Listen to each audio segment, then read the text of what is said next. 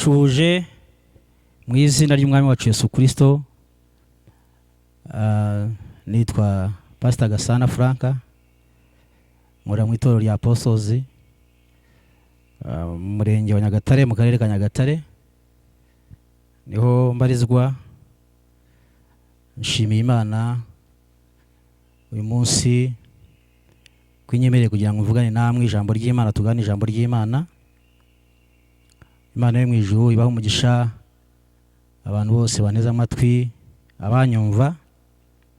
Imana ibagirire neza. Reka nsenge twinjire mu ijambo.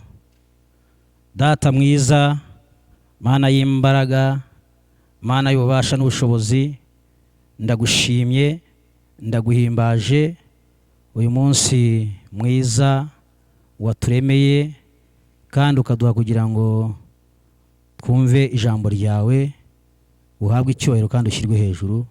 Nsengeye buri muntu wese uri bwumve iri jambo ryawe, reka ahabwe umugisha no kuryakira kandi no gushyira mu bikorwa icyo ijambo ryawe rimubwiye. Kandi nanjye uhagaze muri uyu mwanya, reka uhagarane nanjye kugira ngo Uwiteka Imana duhabwe umugisha muri byose. Ndagushimiye ko ubikoze mu izina rya Kristo Yesu umwami wacu, amen. Bavandimwe bene data, shimiye Imana uyu munsi kandi ijambo ry'Imana tugiye kuganiraho. Tugiye gusoma icyanditswe, turisanga icyanditswe kiri muri Mika ibice 3 n'umurongo waho wa 8. Umutwe w'ijambo kuba intwari mu gihe cyawe. Uriho Imana igushyizeho ukaba intwari, ugahesha Imana yawe icyubahiro, Imana yawe nayo ikakugirira neza. Aya magambo yanditswe n'umuhanuzi Mika. Byari bitoroshye, abantu bari bakoraga uko bashatse, ariko uyu munsi tugiye kureba umugabo wahagaze mu gihe cye. Uyu munsi tukaba tumukuraho icyitegererezo cy'uko yabaye intwari mu bihe byari bigoye, kandi ibihe byari bigoye icyo gihe cye n'uyu munsi biracyariho, ntabwo byigeze bivaho, ahubwo bigorera umuntu uri mu gihe cye kandi akabihagararamo neza ari hamwe n'Imana. Kandi ntabwo umuntu yaba intwari mu gihe cye atari hamwe n'Imana. Ni muri ubwo buryo tugiye kumva iri jambo riri aha ngaha kugira ngo usobanukirwe neza ni gute wabasha kuba intwari, guhagarara mu gihe cyawe. Abazava inyuma yawe bakazakwigiraho ubutwari, bakazakwigiraho guhagarara neza. Reka dusome icyanditswe, reka badusomere icyanditswe kiri muri Mika 3 n'umurongo wa 8. Kadusome. Ariko gihe nuzuye imbaraga n'imanza zitabera n'ubutwari, mbihawe n'umwuka w'Uwiteka kugira ngo menyeshe Yakobo igicuburo cye na Isiraheli icyaha cye. Garukamo. Ariko jyeweho nuzuye imbaraga n'imanza zitabera. Uyu ni umuhanuzi Mika. Atariko jyeweho nuzuye imbaraga n'imanza zitabera n'ubutwari, mbihawe n'umwuka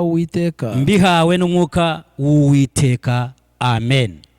Ni gute waba intwari mu gihe cyawe? Ko Mika yahagaze mu bari bamaze guteshuka, bahanura ibinyoma, bavuga ibyo bishakiye. Umugaragu w'Imana Mika agahagarara. Byari igihe kigoranye, byari igihe giruhije, ariko agahagarara. Uyu munsi tukaba dusoma Bibiliya ikatwereka ukuntu ihagaze, agahagarara n'umwuka w'Imana, akamuha ubutwari, akavuga ukuri kw'ijambo ry'Imana. Uyu munsi iyo tubirebye biguha imbaraga zo guhagarara, ugakenera mwuka wera, ugakenera imbaraga z'Imana kugira ngo zigukoreshe, atari ubwenge bwawe, atari imbaraga zawe, atari ubuhanga bwawe. Mika tuyo tubireba dusanga yarahinyuje. Iyo ukomeje ugasoma icyo gitabo usanga hari abantu bahanuraga bagahanura ibyo bashaka, bahanurira abatware n'ibikomangoma. Mika arangije aravuga ngo jyewe ndi hamwe n'umwuka w'Uwiteka, ntabwo nemeranya n'abatandukira bakavuga ibyo ijambo ry'Imana ritababwiye. Arahagarara, kandi bari mu gihe gikomeye cyane. Imana ishimwe cyane. Amen. Bavandimwe, bene data, abankurikiye mwese, iki ni igihe cyawe, wowe uhagaze gukorera Imana, wowe uhagaze kugira ngo Imana igaragare. Ni igihe cyawe cyo gukorana ubutwari kandi wisunza umwuka w'Imana, wisuza imbaraga z'Imana. Nta handi hantu umuntu yakura imbaraga, nta handi hantu umuntu yatsindira usibye kuba intwari mu gihe cyawe, ukiringira ijambo ry'Imana. Niryo ryonyine riguha ubutwari, niryo ryonyine riguha kunesha, warangiza n'abandi bakakwigiraho byinshi. Imana ihimbazwe cyane. Amen. Iyo tubonye Daniyeli, aba ni abagabo babayeho mu gihe cyari kigoye cyane, kandi nababwiye ngo ibihe byagoye ntabwo byari by'igihe byaba Daniyeli gusa, ahubwo n'igihe cyacu cyo turimo kugeza uyu munsi haracyari ibintu bigoye. Ariko nanone dukura icyitegererezo ku bantu bahagaranye n'Imana, bakorana n'Imana, bagaragaza ubutwari. Uyu munsi tubabona nk'intwari zashoje urugendo rwazo, natwe tukaba duhagaze muri iki gihe. Ariko natwe turiyo turasohoka mu gihe cyacu, kuko iyo uriho uyu munsi ejo ntuzaba uriho. Bivuze ngo ugomba kuba intwari mu gihe cyawe, abazava inyuma yawe bakamenya wakoze iby'ubutwari, ntiwiyandaritse, ntiwakoze iby'ubupfapfa, ntiwakoze iby'ubushake bwawe. Imana ishimwe cyane. Daniyeli nawe tubona baranyazwe bakurwa mu gihugu cy'iwabo, batwarwa ari abanyage.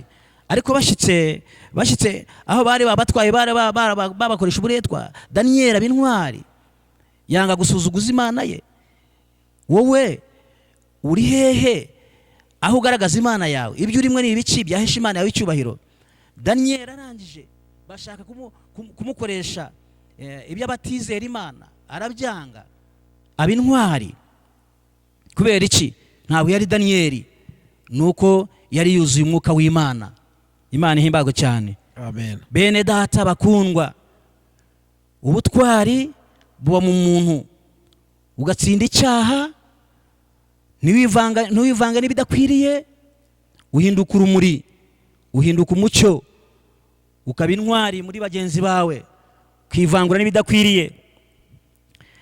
Daniyeli arangije aza kuvuga amagambo, aravuga ngo nubwo abantu benshi bataye Imana yabo, nubwo abantu benshi baramije ibigirwamana, nubwo abantu benshi bapfukamiye Bayali, ariko abazi Imana yabo bo bazakomera, bazakora iby'ubutwari. Daniyeli aba intwari. Kubera iki? Yari ari hamwe n'umwuka w'Imana. Nubwo yari ari mu kaga, nubwo yari ari mu bunyage, nubwo yari ari ahantu atinyegambura, atari mu gihugu cy'iwabo, ariko kubera yuko yari yarasobanukiwe Imana ya Isiraheli, yarakomeye, akora iby'ubutwari. Muvandimwe, mwene data, niki wakora? Nuguha Imana umutima wawe n'ubugingo bwawe bwose, ikabukoresha, ukaba intwari mu gihe cyawe. Imana nishimwe cyane. Tubona Dawidi yarabaye intwari, Imana yaramuhamagaye aba intwari mu gihe cye. Sawuli Imana yaramuhamagaye aba ikigwari, ananirwa gukora icyo Imana yamubwiye, atsindirwa ku rugamba, akurwaho amavuta y'umwuka w'Imana. Imana yimika Dawidi. Sawuli agiye ku rugamba aratsindwa, aba ikigwari ku rugamba. Ariko Dawidi kuko yari hamwe n'umwuka w'Imana, aragenda ajyayo, abasanga ku rugamba aho bari, ahagarara muri urwo rugamba, ararurwana, ararutsinda. Kandi abandi bari batinye, bahunze Abisiraheli. Ariko kubera ko Dawidi yari hamwe n'Imana, yabaye intwari. N'uyu munsi tumukoreho icyitegererezo cyiza. Ukwiye guhagarara mu gihe cyawe cy'Imana iguhaye, kuko Imana iki gihe iguhaye ntabwo ari igihe cyo gupfusha ubusa. Ni igihe cyo kugira ngo ugaragare Imana, uhagarara Imana igaragare. Ni uguhagarara Imana igahabwa icyubahiro, ni uguhagarara Imana igatsinda, kandi igatsindira muri wowe. Imana ishimwe cyane. Amen. Bene data, nta kindi kintu cyaturenza ibi bihe byo turimo, ni uguhagararana n'Imana, ni ukugendana n'Imana, ni ukumva ijwi ry'Imana, ni ukutivanga mu by'Imana itemera. Umwami nashimwe cyane. Amen. Kuko Dawidi nawe yarabikoze, aragenda ajya ku rugamba. Haleluya. Amen. Ashyitse yasanga uwari intwari, ariko ubutwari bwe yari yarabutakaje, acyambaye umwambaro gusa w'ubwami, ariko nta butwari bukimuriho. Yatsinzwe n'Umufilisitiya. Uyu munsi wa none uratsindwa n'ibiki? Uyu munsi n'ibiki bigutsinda? Wibuke yuko uyu muntu ari hamwe n'Imana, bene data, nta kimutsinda. Ntihabura ibiguhagarara imbere, ntihabura ibikwimira, ariko ntabwo byagutsinda. Goliyati yatsinze Sawuli kubera yuko atari hamwe n'Imana, ariko Sawuli amaze gutsindwa, Imana yohereza Dawidi, kuko Dawidi yari yumviye Imana, agendana n'Imana. Nubwo hari ibintu byinshi biteye ubwoba, nubwo hari Goliyati uteye ubwoba, nubwo hari ingabo z'Abafilisitiya zari ziteye ubwoba, ariko Dawidi yagendanye n'Imana. Ashyitseyo, bavandimwe bakundwa, ahagarara mu izina ry'Uwiteka Imana, ariho amavuta y'Umwuka Wera, ariho amavuta y'ubutwari, atsinda byatsinze Sawuli. Ataha ari intwari, atahana ubutsinzi. Ni ibiki biriya bigutsinda muri iki gihe cyawe? Kandi Imana yaraguhamagaye, kandi Imana yaraguhaye imbaraga, kuko Imana yacu ntabwo igitwohereza ku rugamba ngo itureke. Haleluya. Ni nzima. Yarwaniriye Dawidi, n'uyu munsi irahari. Yabanye na Mika, n'uyu munsi irahari. Yesu ashimwe cyane. Yabanye na Daniyeli, n'uyu munsi irahari. Iracyari intwari ku buzima bwacu, iracyaturwanirira ku buzima bwacu. Upfa kuyizera ukumva ko ari intwari muri wowe, kandi Imana yacu ubutwari bwayo ni Imana iri imbere muri twebwe, ni Imana irwana kandi igatsinda, ni intwari imbere muri twebwe. Yesu ashimwe cyane. Amen. Nta mpamvu ukwiriye kugira ubwoba. Imana wizeye ni nzima, Imana wizeye ntitsindwa, Imana wizeye ntinanirwa, Imana wizeye ntiyitiranya, Imana wizeye isohoza amasezerano. Bakozi b'Imana, bene data, twahamagare kugira ngo tube intwari muri iki gihe. Abazatuva inyuma bazasanga ubuhamya nk'ubwo twasanze bwa ba Daniyeli, tukabona ibyanditswe byera bibahamya, bigaragaza ubutwari bwabo. Banze kwiyanduza, banze kwivanga n'amahanga, bahamya Imana yabo. Uyu munsi tubafiteho nk'abakurambere batsinze mu gihe cyabo. Uhagaze ute mu gihe cyawe? Uri ikigwari, utsindwa n'ibibonetse. Iyo ugiye ku rugamba, ko turi ku rugamba, Imana yawe iri muri wowe, irarwana igatsinda. Nangwa Imana yawe iratsindwa. Umuntu ufite Imana itsindwa ntabwo ari Imana ya Isirayeli, ntabwo ari Imana yaremye ijuru n'isi, ntabwo ari Uwiteka Imana, ni ibindi bigirwamana. Imana nyamana ntigitsindwa, n'uyifite ntabwo atsindwa. Urugamba uko rwaba rumeze uko ariko kose ruramusatira, ariko ararutsinda kubera ko ni intwari, kandi ni intwari kubera ko ari hamwe n'Imana. Mugaragu w'Imana Mika yavuze ngo umwuka w'Uwiteka ari muri jewe, umwuka w'Imana ari kuri jewe. Niyo mpamvu yahagazaga akavuga, agahamya. Yesu ashimwe cyane. Haleluya. Amen. Imana ihabwe icyubahiro. Bene data bakundwa, ni iki wakora? Nta kindi. Ntusabwa amafaranga, usabwa kwizera Imana yawe, ukayibaha akaramata. Ntutezuke. Ibigutugirije byose ntabwo byahagarara imbere y'Imana.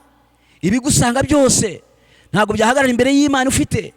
Biraza ariko ntabwo bitsinda, bisoza bitsinzwe, kubera ko uri hamwe n'intwari Uwiteka Imana ihoraho.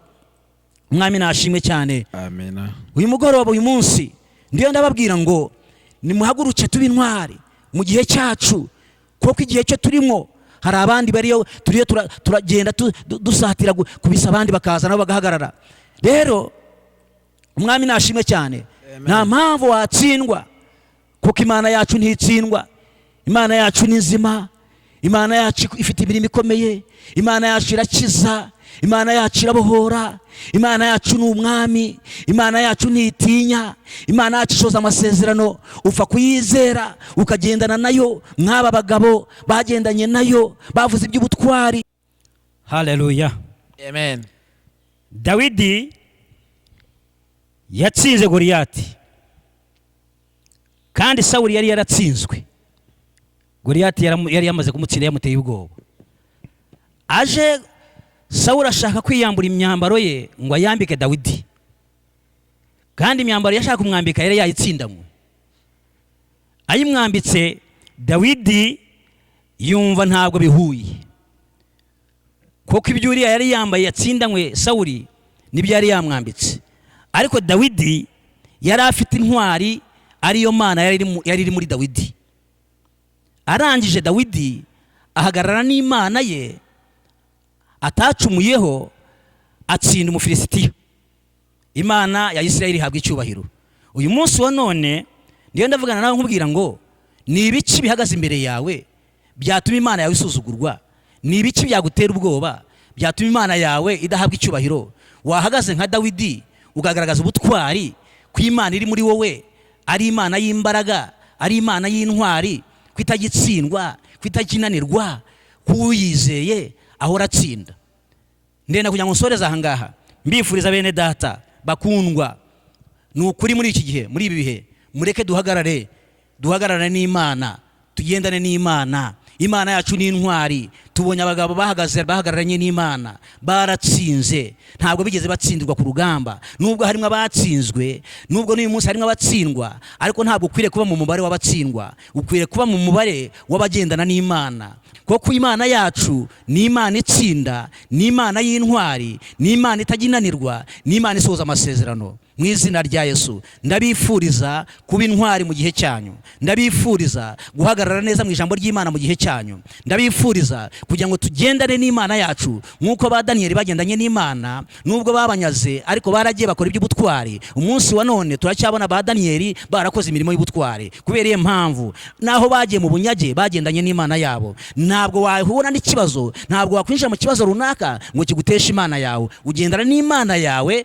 kandi ikibazo ukagisohokamo, kuko Imana irahari kugira ngo kigusohoremo kandi utandavuye kandi udakoze iby'Imana idashima. Rero Imana yo mu ijuru ibaho umugisha cyane. Guhagarara mu gihe cyanyu, mugahagarara gitwari, mukagaragaza Imana yanyu, kuko Imana yacu niyo iduterana ku rugamba, niyo yaduhamagaye, niyo gukomeza kugendana natwe, niyo kurwana urugamba iri hamwe natwe, kuko Imana yacu iri muri twebwe imbere. Ntabwo tuyishakiye hirya no hino, aho bigendana natwe uko bwije nuko bukeye. Reka nsoreze aha ngaha mvuga ngo Imana yo mu ijuru ibahereze umugisha mu izina ry'Umwami wacu Yesu. Reka nsenge musoza. Data, mu izina rya Yesu Kristo, Mana nguhaye icyubahiro, uri mwiza urakiranuka, waduhaye kuba intwari, kuko uri muri twebwe imbere, kandi uri Imana y'intwari, utsinda igihe cyose. Abakwiringiye bose baratsinda. Natwe turagusaba kugira ngo Mwami abumvishije iri jambo bahagarare gitwari, bahagarare mu ijambo ryawe, be gutsindwa n'imiraba, be guhungabanywa n'imiyaga, ahubwo Uwiteka Imana bazasohoze nyagasana urugamba batangiye. Uri hamwe nabo, ndetse bafite Data wera amashimwe mu mitima yabo. Ndabakweretse abantu nyagasani bakurikira ijambo kugira ngo bahabwe umugisha wawe. Ishimwe n'icyubahiro n'ibyawe mu izina rya Kristo Yesu, amen, amen.